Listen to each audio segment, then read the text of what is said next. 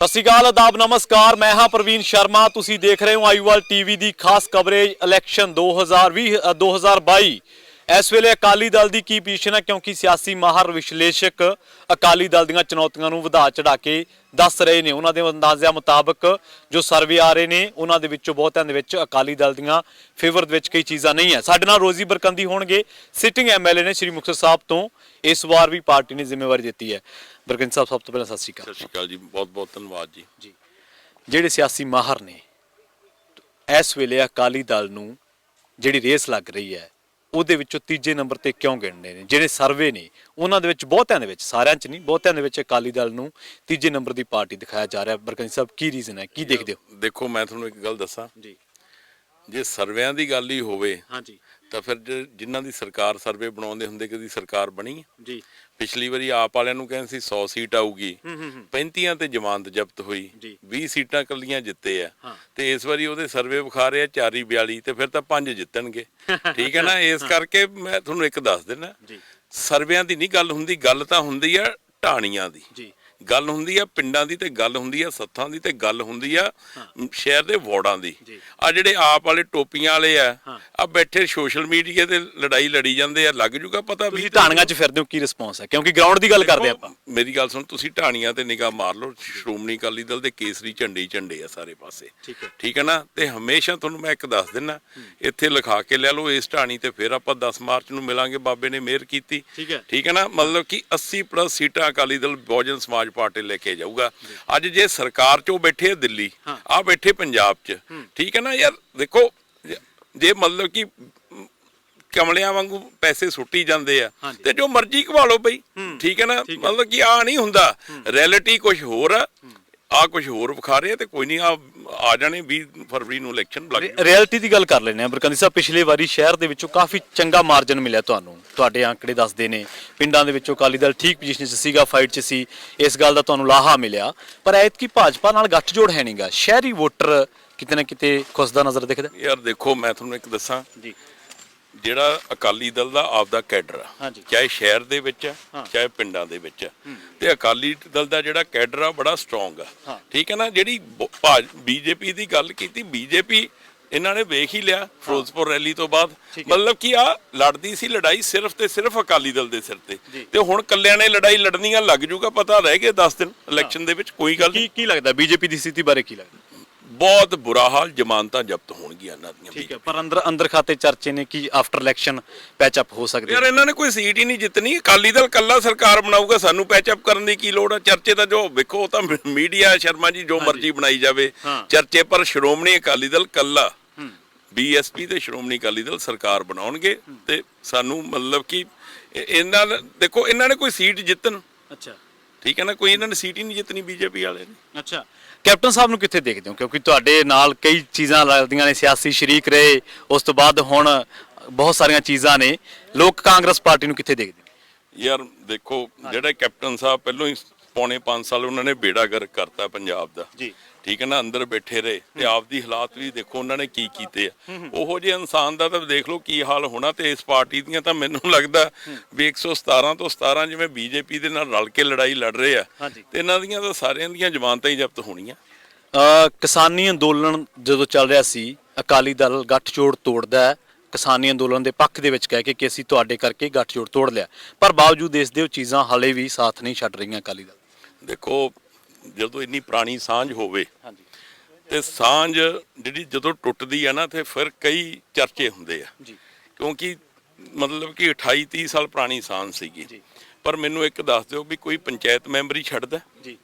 ਤੇ ਇੱਥੇ ਹਿੰਦੁਸਤਾਨ ਦੀ ਵਜ਼ਾਰਤ ਨੂੰ ਲੱਤ ਮਾਰ ਕੇ, ਕਿਸਾਨੀ ਕਰਕੇ, ਪੰਜਾਬ ਅਤੇ ਪੰਜਾਬੀਅਤ ਕਰਕੇ, ਠੀਕ ਹੈ ਨਾ, ਲੜਾਈ ਲੜੀ ਹੈ।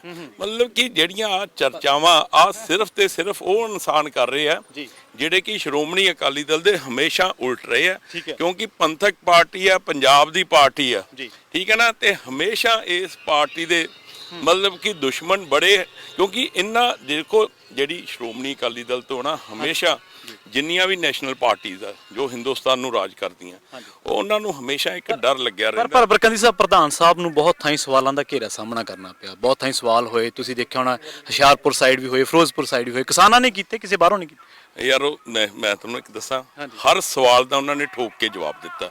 ਨਾਲੇ ਯਾਰ ਕਿਸਾਨ ਸ਼ਰਾਰਤ ਦੇਖੋ, ਕਿਸਾਨ ਅਸੀਂ ਵੀ ਸਾਰੇ ਕਿਸਾਨ ਆ ਯਾਰ, ਜਿਹੜੇ ਸ਼ਰਾਰਤੀ ਅੰਸਰ ਹੁੰਦੇ ਆ ਉਹਨਾਂ ਨੇ ਆਹ ਕੰਮ ਕਰਨੇ ਹੁੰਦੇ ਆ। ਤੇ ਹਰ ਥਾਂ ਤੇ ਪ੍ਰਧਾਨ ਜੀ ਨੇ ਇੱਕ ਗੱਲ ਤੇ ਵੀ ਦੱਸ ਦਿਓ, ਪ੍ਰਧਾਨ ਜੀ ਕਿਤੇ ਡੋਲੇ ਹੋਣ, ਪ੍ਰਧਾਨ ਜੀ ਨੇ ਕਿਤੇ ਗਲਤ ਅੰਸਰ ਦਿੱਤਾ ਹੋਵੇ, ਜੋ ਉਹਨਾਂ ਨੇ ਸਵਾਲ ਪੁੱਛੇ ਠੋਕ ਕੇ ਜਵਾਬ ਦਿੱਤੇ। ਸੱਤਾ ਲੰਗੀ ਨੂੰ 5 ਸਾਲ ਹੋ ਗਿਆ ਬਰਕੰਦੀ ਸਾਹਿਬ, ਪਰ ਬੇਅਦਬੀ, ਨਸ਼ੇ ਦੇ ਮੁੱਦੇ, ਹੋਰ ਚੀਜ਼ਾਂ ਹਾਲੇ ਵੀ ਅਕਾਲੀ ਦਲ ਦਾ ਸਾਥ ਕਿਉਂ ਨਹੀਂ ਛੱਡ ਰਹੀਆਂ, ਕੀ ਮੰਨਦੇ ਹੋ? ਯਾਰ ਮੈਨੂੰ ਇੱਕ ਦੱਸੋ, ਇਹਨਾਂ ਦੀ ਸਰਕਾਰ ਸੀ ਨਾ, ਤੇ ਬੇਅਦਬੀ ਜੇ ਕਰਾਈ ਹੁੰਦੀ ਤੇ ਚੱਕ ਕੇ ਅੰਦਰ ਦੇ ਦਿੰਦੇ, ਫੜ ਕੇ ਅੰਦਰ ਦੇ ਦਿੰਦੇ। ਜਿੰਨੇ ਵੀ ਕਰਾਈ ਆ ਸਿਰਫ ਤੇ ਸਿਰਫ ਡਰਾਮਾ ਕਰ ਰਹੇ ਨਾ। ਅਸੀਂ ਤਾਂ ਮੰਗ ਪਹਿਲੇ ਦਿਨ ਵੀ ਕੀਤੀ ਸੀਗੀ ਵਿਧਾਨ ਸਭਾ 'ਚ ਵੀ ਇਹਦਾ ਜਿੰਨੇ ਵੀ ਕੀਤੀ ਆ, ਉਹਨੂੰ ਲੱਗਦਾ ਕਿ ਕਾਂਗਰਸ ਨੂੰ ਖੋਰਾ ਲੱਗੂ, ਉਹ ਨਹੀਂ ਕਰ ਸਕੇ ਬੇਅਦਬੀ ਮਸਲੇ। ਕਾਂਗਰਸ ਦਾ ਮੈਂ ਤੁਹਾਨੂੰ ਇੱਕ ਦੱਸ ਦਿੰਦਾ, ਕਾਂਗਰਸ ਦਾ ਤਾਂ ਉਹ ਹਾਲ ਪੰਜਾਬ 'ਚ ਹੋਣਾ, ਠੀਕ ਹੈ ਨਾ। ਇਹਨਾਂ ਨੇ ਜਿਹੜੀ ਝੂਠੀ ਗੁਟਕਾ ਸਾਹਿਬ ਦੀ ਸਹੁੰ ਖਾਦੀ, ਉਹ ਕੀ ਗੱਲ, ਉਹ ਬੇਅਦਬੀ ਨਹੀਂ ਗੀ।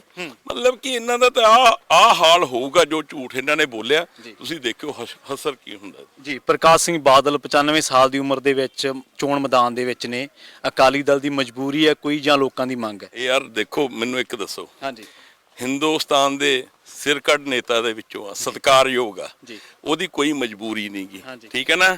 ਦੇਖੋ ਇਲੈਕਸ਼ਨ ਲੜਨੇ ਹੁੰਦੇ ਆ, 95 ਸਾਲ ਦੀ ਉਮਰ 'ਚ ਆ ਤਾਂ ਫਿਰਦੇ ਤਾਂ ਘੋੜੇ ਵਾਂਗੂ ਆ, ਬੜਕ ਵੀ ਘੋੜੇ ਵਰਗੀ। ਲੋਕਾਂ ਦੀ ਮੰਗ ਆ ਜਾਂ ਅਕਾਲੀ ਦਲ ਦੀ ਮਜਬੂਰੀ ਹੈ? ਦੇਖੋ ਇੱਕ ਮਿੰਟ, ਲੋਕਾਂ ਦੀ ਮੰਗ ਹੁੰਦੀ ਆ, ਮਜਬੂਰੀ ਕਿਹਦੀ ਆ? ਅਕਾਲੀ ਦਲ ਨੂੰ ਤਾਂ ਬੜਿਆਂ ਨੇ ਖਤਮ ਕਰਨ ਦੀ ਕੋਸ਼ਿਸ਼ ਕੀਤੀ ਆ, ਅਕਾਲੀ ਦਲ ਕਦੀ ਖਤਮ ਹੋਇਆ?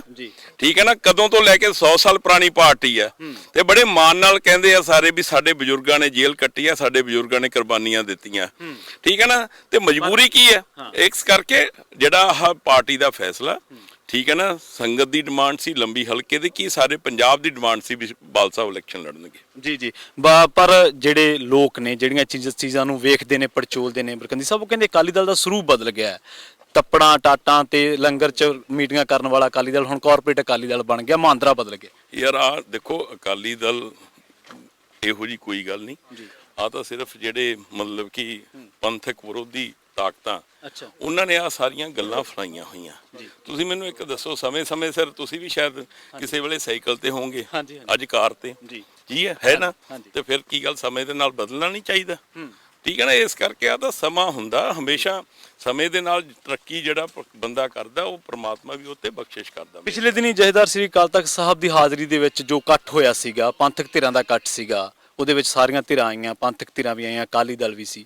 ਉਹਦੇ 'ਚ ਜੋ ਗੱਲਾਂ ਬਾਤਾਂ ਹੋਈਆਂ, ਉਹਨੂੰ ਇਹ ਪੇਸ਼ ਕੀਤਾ ਗਿਆ ਕਿ ਬਈ ਇਹ ਅਕਾਲੀ ਦਲ ਦਾ ਹੀ ਸਕ੍ਰਿਪਟਡ ਸੀਗਾ, ਤਾਂ ਜੋ ਲੋਕ ਰੋਹ ਤੋਂ ਬਚਿਆ ਜਾਵੇ। ਤੁਸੀਂ ਕਿਵੇਂ ਦੇਖਦੇ ਹੋ? ਯਾਰ ਮੈਨੂੰ ਇੱਕ ਦੱਸ, ਯਾਰ ਮੈਂ ਉਹੀ ਤਾਂ ਗੱਲ ਕਹੀ ਜਾਂਦਾ ਯਾਰ, ਕੀ ਸਕ੍ਰਿਪਟਡ ਸੀਗਾ ਦੱਸ, ਠੀਕ ਹੈ ਨਾ। ਉਹ ਪੰਥਕ ਇਕੱਠ ਸੀ, ਜੋ ਇਹਨਾਂ ਨੇ ਬੇਅਦਬੀਆਂ ਹੋ ਰਹੀਆਂ ਸੀਗੀਆਂ, ਉਹਨਾਂ ਦੇ ਉਲਟ ਉਹ ਇਕੱਠ ਸੀਗਾ ਪੰਥਕ, ਮਤਲਬ ਕੀ।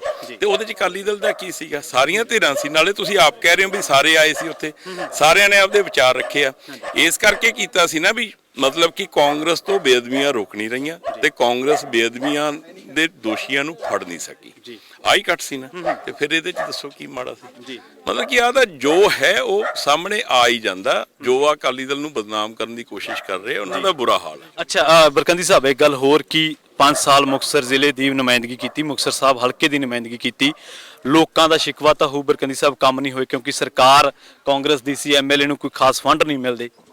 ਯਾਰ ਦੇਖੋ, ਜਿੱਥੇ ਲੋਕਾਂ ਨਾਲ ਪਿਆਰ ਹੁੰਦਾ ਉੱਥੇ ਲੋਕਾਂ ਦਾ ਸ਼ਿਕਵਾ ਵੀ ਹੁੰਦੇ ਆ, ਪਰ ਬਾਬਾ ਮਿਹਰ ਕਰੂਗਾ, ਕਿਉਂਕਿ ਸੰਗਤ ਨੂੰ ਪਤਾ, ਇੱਥੋਂ ਦੇ ਮੁਕਤਸਰ ਹਲਕੇ ਦੇ ਹਰ ਬੱਚੇ ਨੂੰ ਪਤਾ ਵੀ ਆਹ ਰੋਜ਼ੀ ਜਿਹੜਾ ਸਾਡਾ ਭਰਾ ਕਹਿ ਲਓ, ਸਾਡਾ ਬੇਟਾ ਕਹਿ ਲਓ, ਹਮੇਸ਼ਾ ਹਲਕੇ ਦੇ ਵਿੱਚ ਚਾਹੇ ਪਹਿਲੋਂ ਹਾਰਿਆ ਸੀਗਾ ਚਾਹੇ ਜਿੱਤਿਆ, ਹਮੇਸ਼ਾ ਵਿੱਚ ਵਿਚਰਦਾ ਰਿਹਾ ਤੇ ਵਿਚਰਦਾ ਰਹੂੰਗਾ।